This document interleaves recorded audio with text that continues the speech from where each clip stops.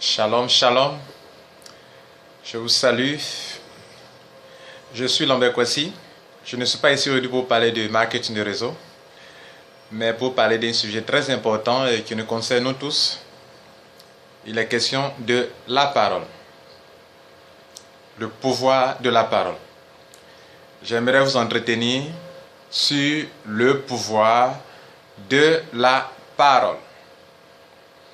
Nous en faisons tous usage, mais nous ne sommes pas tous conscientes qu'il y a un pouvoir dans la parole, ou que la parole c'est le pouvoir et c'est le vrai pouvoir.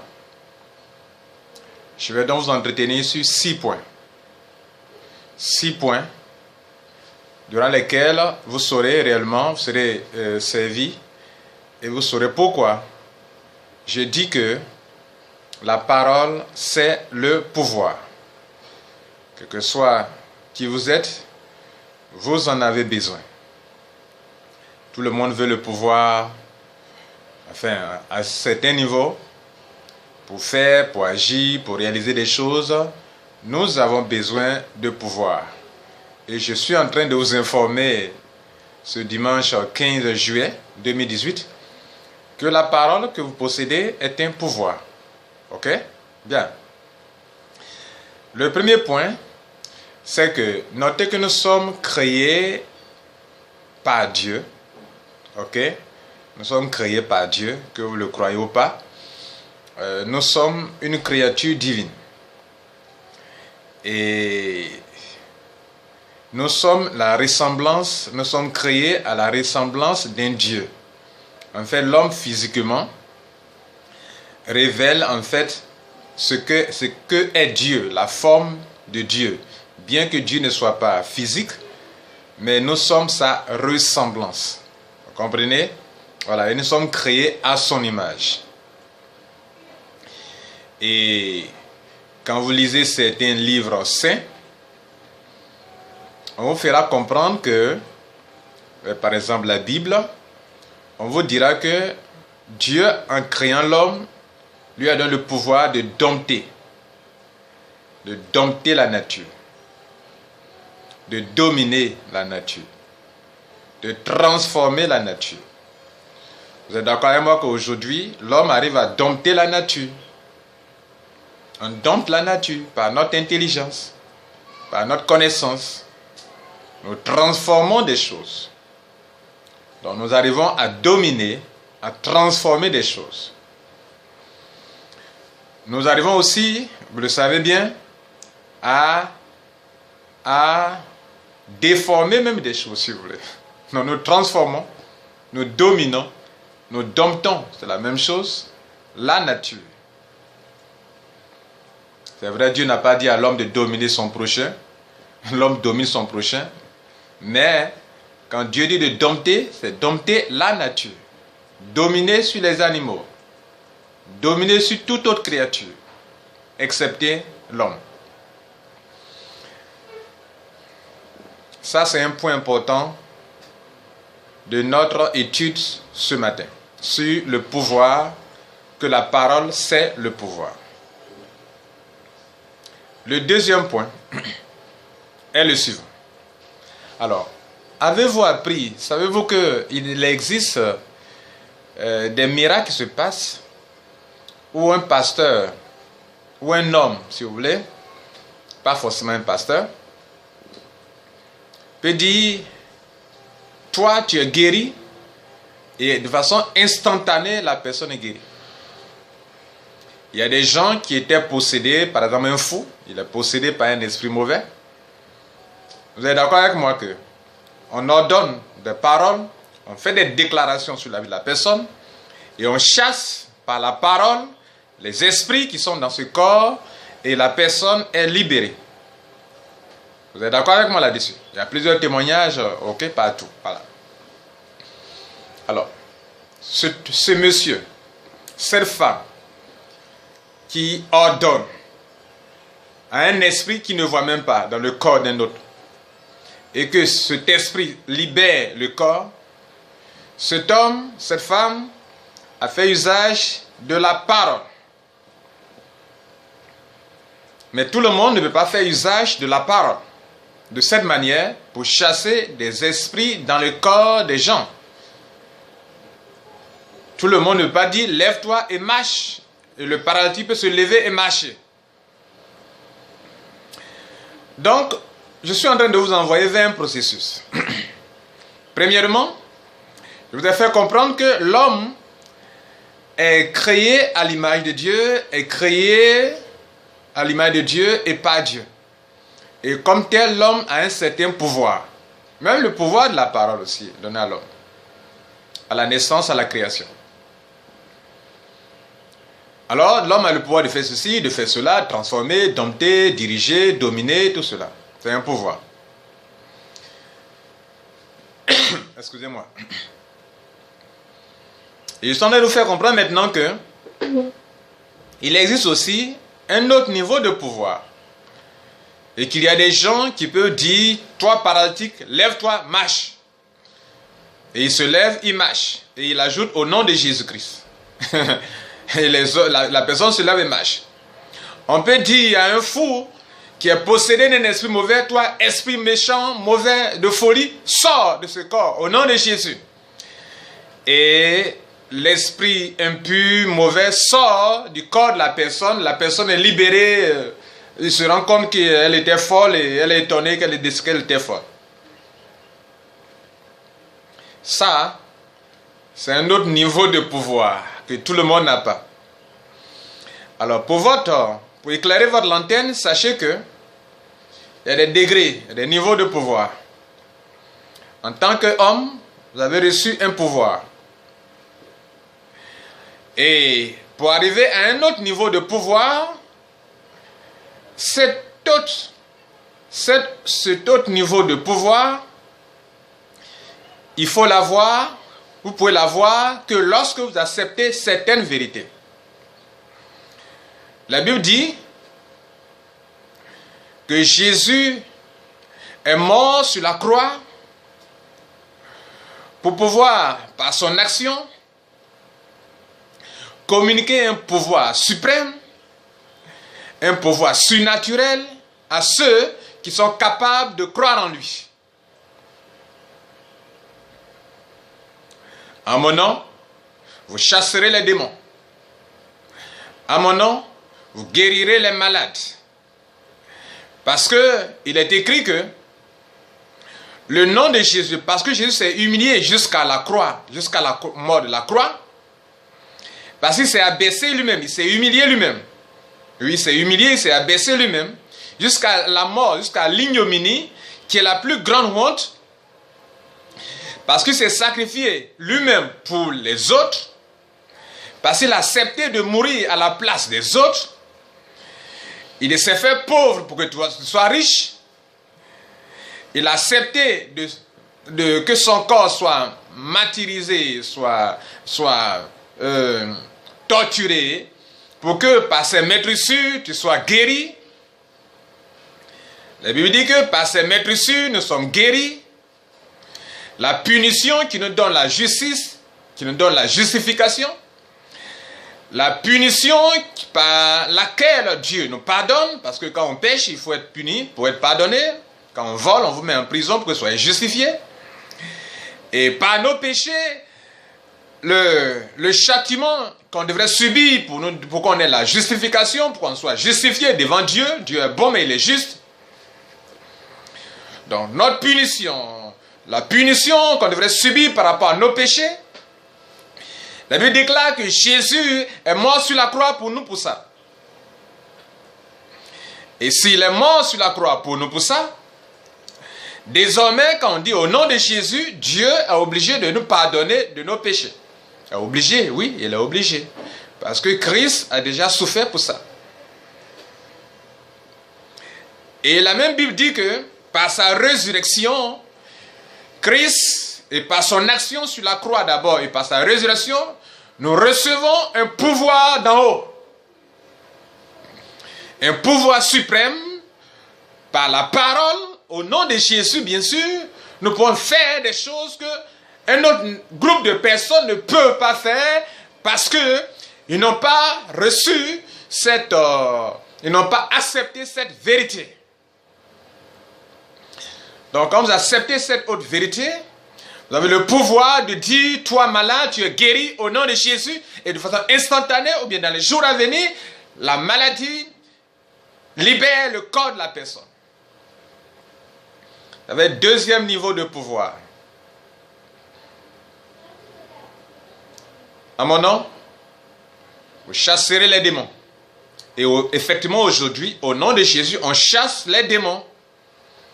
Vous voyez dans les églises des gens qui sont des démons qui s'agitent, effectivement, sous la présence du Saint-Esprit. Les démons ne peuvent pas résister, ils sortent des corps.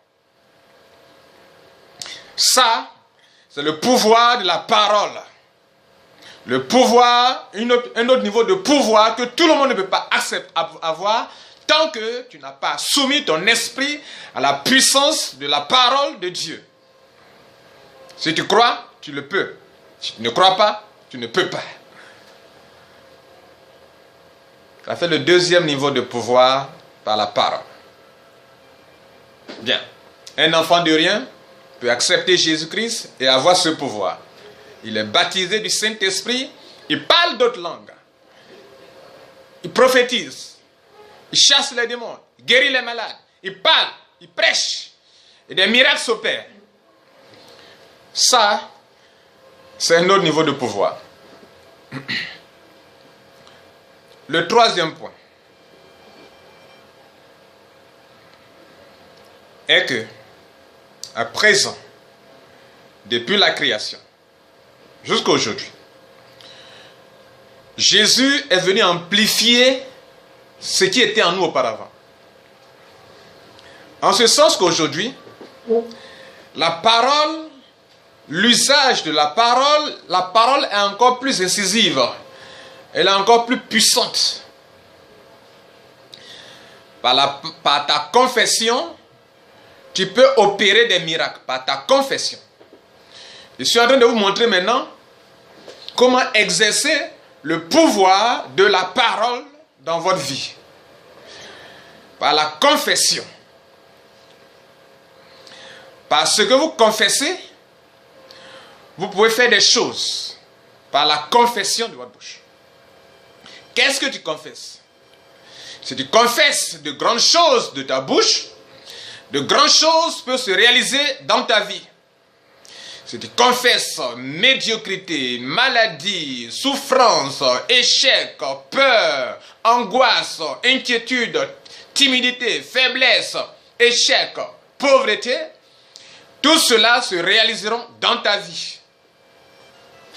Si tu proclames abondance, prospérité, succès, victoire, élévation, gloire, tout cela, tu l'attires, tu la réalises dans ta vie. C'est ainsi que Dieu t'a créé. Tu as le pouvoir de la parole.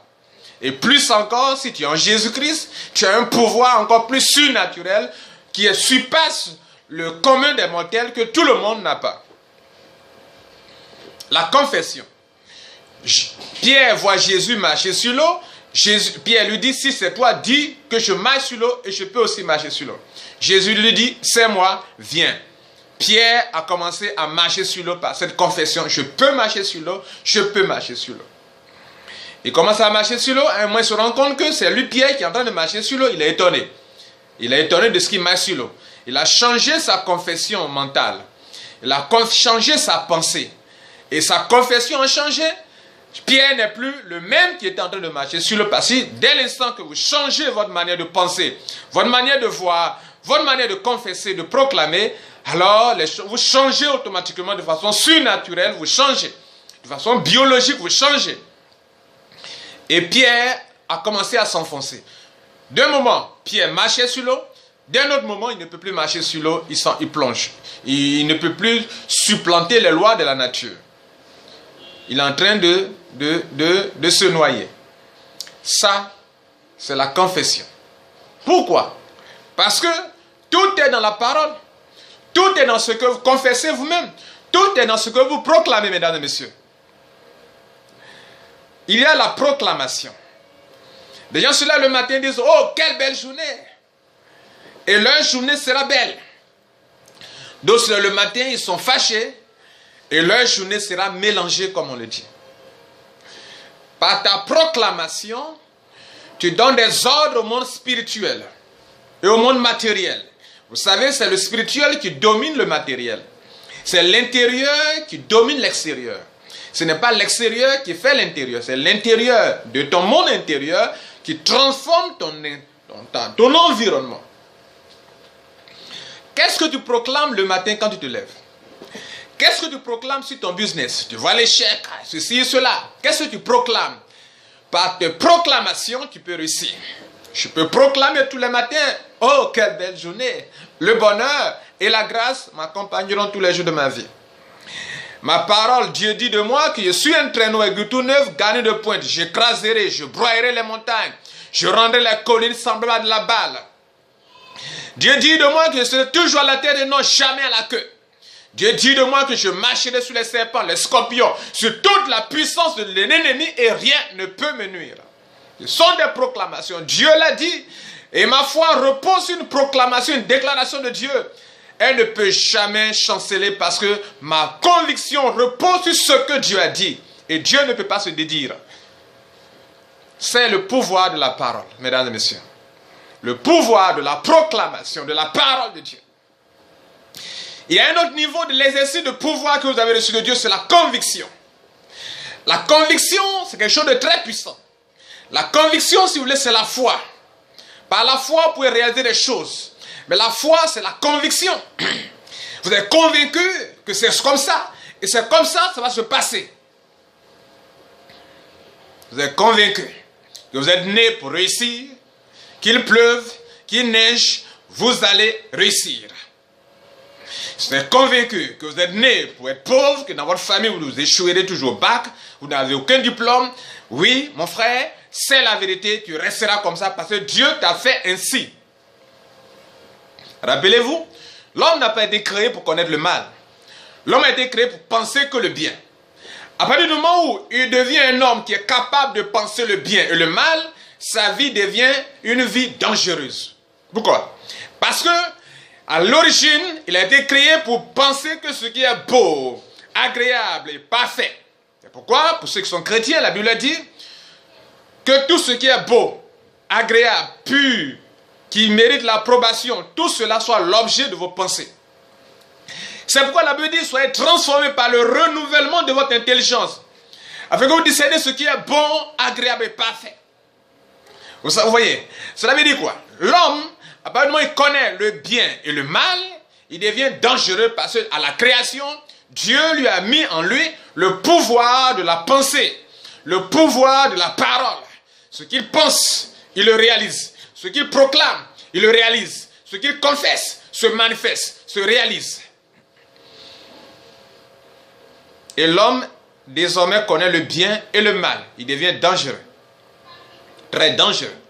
Et dans ce monde, vous êtes d'accord avec moi que d'autres font usage de la même pensée, de la même parole pour détruire, pour faire le mal, parce que par la parole, on peut détruire, par la parole, on peut construire désormais. Depuis que l'homme connaît le bien et le mal. Vous avez à votre disposition un pouvoir suprême, un pouvoir surnaturel. Et quand vous êtes dans Jésus-Christ, vous allez canaliser à l'utiliser que pour le bien. Mais vous savez que la sorcellerie, le spiritisme l'utilisent pour le mal, pour lancer des sorts à des gens. Le maraboutage l'utilise pour faire le mal. C'est la même parole, c'est la même pensée que vous possédez en vous, que d'autres l'utilisent pour faire le mal, que d'autres l'utilisent pour faire le bien. Je vais parler à ceux qui veulent suivre la bonne voie, celle de l'origine, où le christianisme veut amener l'homme à se remettre dans la nouvelle position. Donc Christ meurt sur la croix dans le nouveau pouvoir pour que de façon surnaturelle, nous l'exerçons dans le bon côté. Ce qui est pur, ce qui est bon, ce qui est agréable, doit être l'objet de nos pensées afin que nous puissions réaliser de grandes choses pour la gloire de Dieu, pour le bien-être des hommes. Donc, la parole, vous la confessez, vous la proclamez, la conviction, la foi, la pensée peut vous aider à faire de grandes choses dans vos vies, comme peut vous aider à vous détruire, à détruire votre existence.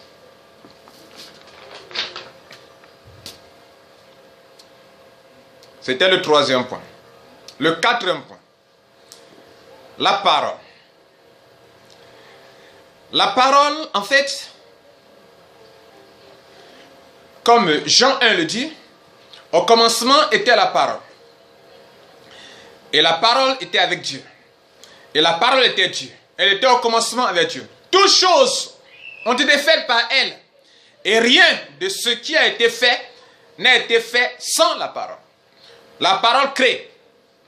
La parole transforme. La parole construit. La parole construit. La parole détruit.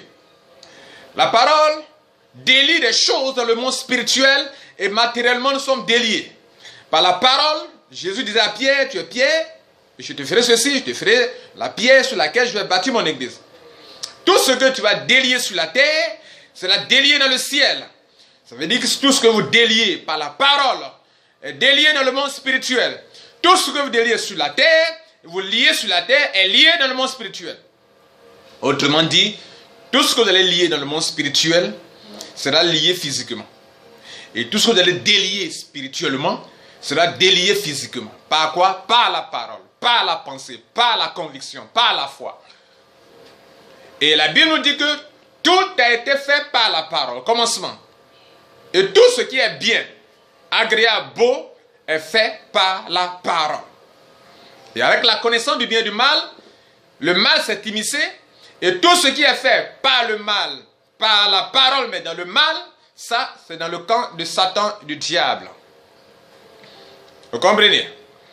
Donc c'est pourquoi la Bible dit qu'au jour du jugement, les gens rendront compte de toute parole vaine qu'ils auront prononcée. Tes paroles doivent être des paroles de gloire, des paroles de vie, des paroles qui construisent, des paroles qui font avancer. Et cela est très important.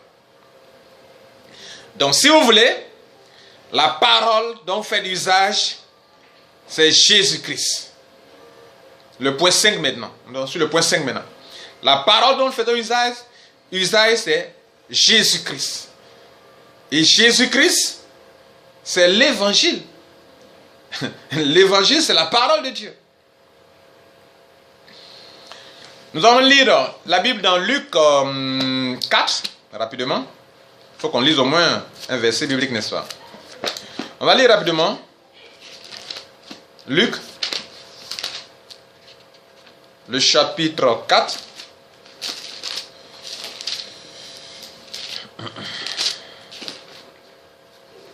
Luc 4, du verset 18 au verset 19. Alors,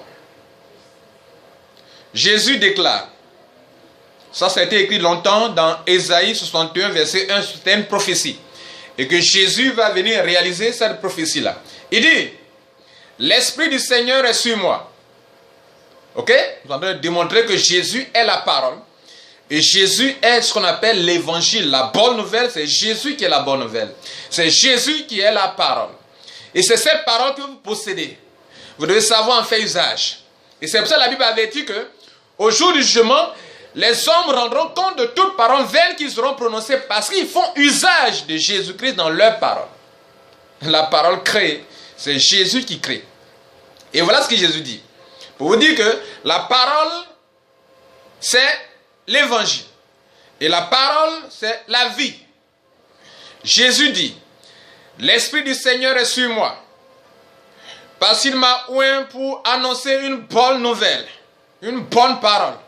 Une parole qui apaise, une parole qui transforme, une parole qui libère, une parole qui affranchit, une parole qui change positivement la vie des gens, de ceux qui comprennent cette parole-là. Une bonne nouvelle aux pauvres, pour annoncer une bonne nouvelle aux pauvres. Le pauvre n'est pas celui qui manque d'argent. Le pauvre est celui qui n'a pas la vie et qui est misérable. C'est ça le vrai pauvre. Aux pauvres.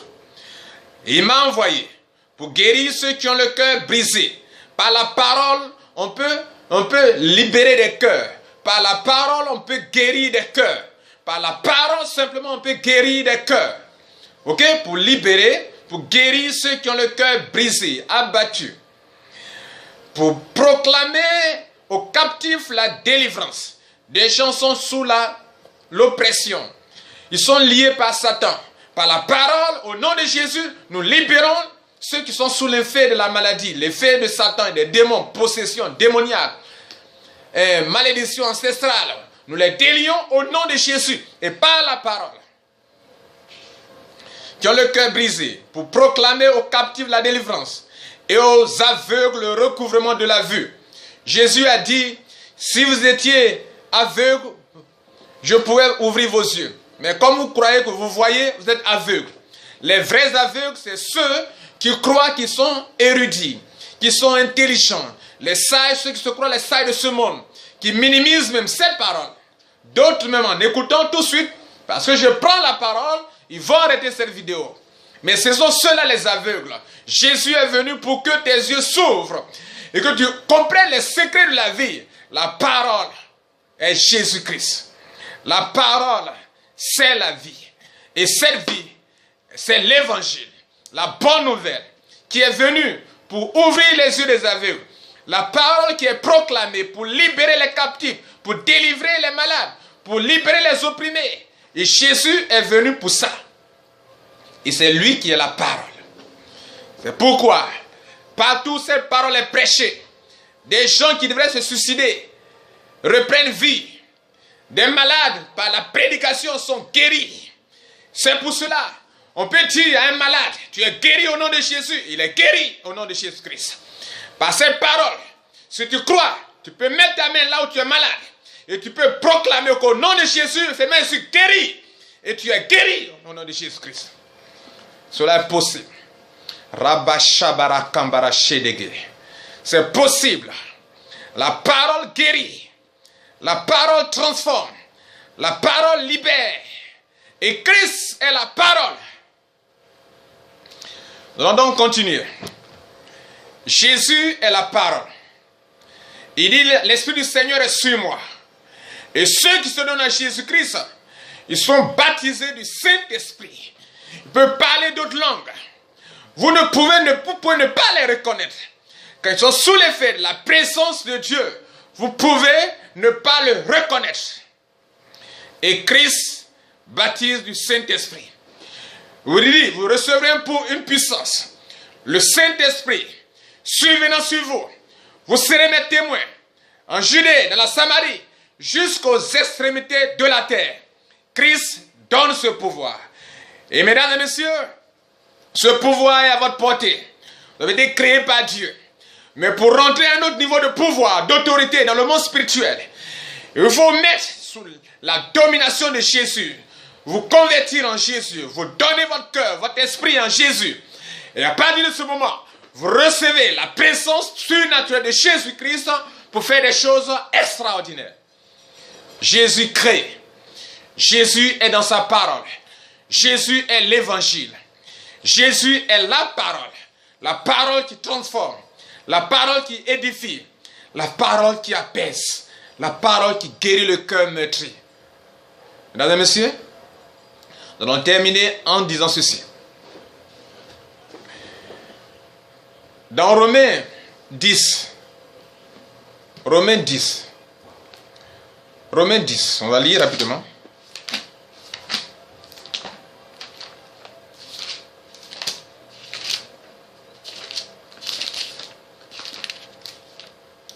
Romains le chapitre 10, du verset 9 à 10. Que dit la Bible? La parole de Dieu. La parole. La parole. Romains 10.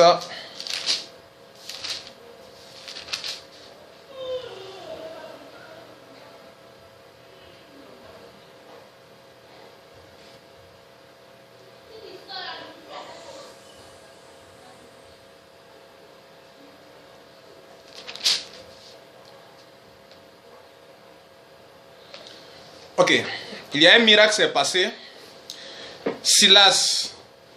Paul et Silas étaient enfermés dans une prison.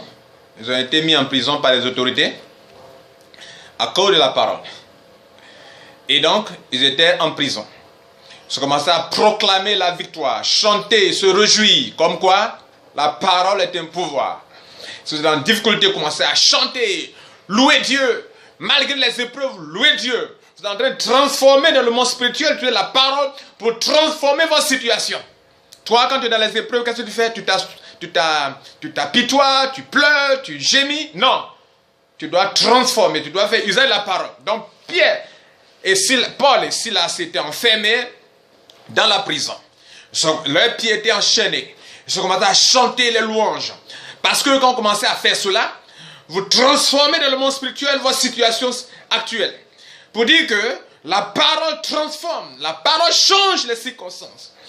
Et donc, il y a un tremblement de terre qui est survenu. Pourquoi? Parce qu'il y a eu la parole s'est réalisée. Vous comprenez? Ce que eux voient, c'est réalisé.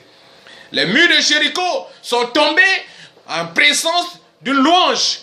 Ça veut dire quoi? J'ai un problème, je loue Dieu, je suis content, je loue Dieu. Pas de façon hypocrite, mais de façon réelle. Parce que je me moque du problème, je me moque des situations, je rends la gloire à Dieu, je prie Dieu, je chante, je loue Dieu avec une joie sincère. Pas une joie hypocrite. Là où il y a la joie, la peur n'a pas sa place. Là où il y a le succès, la pauvreté, la misère n'a pas sa place. Là où vous avez une parole de foi, la peur n'a pas sa place. Là où la peur est là, la foi n'a pas sa place. Là où la foi est là, la peur, la crainte, les soucis n'ont pas leur place. Donc ils ont commencé à louer Dieu. Et la Bible dit qu'il y a eu un tremblement de terre et les chaînes se sont rompues. Les pieds sont libérés. Et le geôlier, le gardien de la prison, tout tremblant, est venu à leurs pieds. Et il voit que Pierre, il a pris une lampe, il est venu voir, il voit que Paul, Silas n'ont pas fui, ils étaient là. Et il leur dit, que dois-je faire pour être sauvé? Et voilà ce que Pierre va lui dire, enfin, Paul va lui dire dans Romains 10, le verset 9, que je vais vous lire, verset 9 à 10. Je vais lire pour vous, s'il vous plaît. Il dit ceci. Le gars lui demande.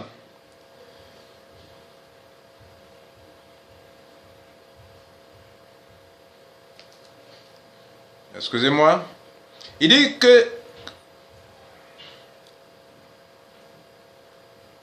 Romains 10, excusez-moi. Romains 10.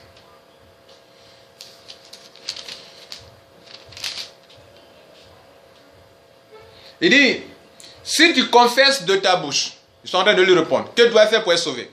Il lui dit, si tu confesses de ta bouche le Seigneur Jésus, et si tu crois dans ton cœur, si tu confesses de ta bouche, vous voyez non? Si tu proclames de ta bouche, tout est là, tout est dans ça, dans la parole. Si tu confesses de ta bouche, si tu proclames de ta bouche le Seigneur Jésus, et si tu crois dans ton cœur que Dieu l'a ressuscité des morts, alors tu seras sauvé. Car c'est en croyant du cœur, écoutez bien, car c'est en croyant du cœur qu'on parvient à la justice, et c'est en confessant de la bouche qu'on parvient au salut. C'est en croyant du cœur, c'est en confessant. Mesdames et messieurs, c'est quoi tout ça?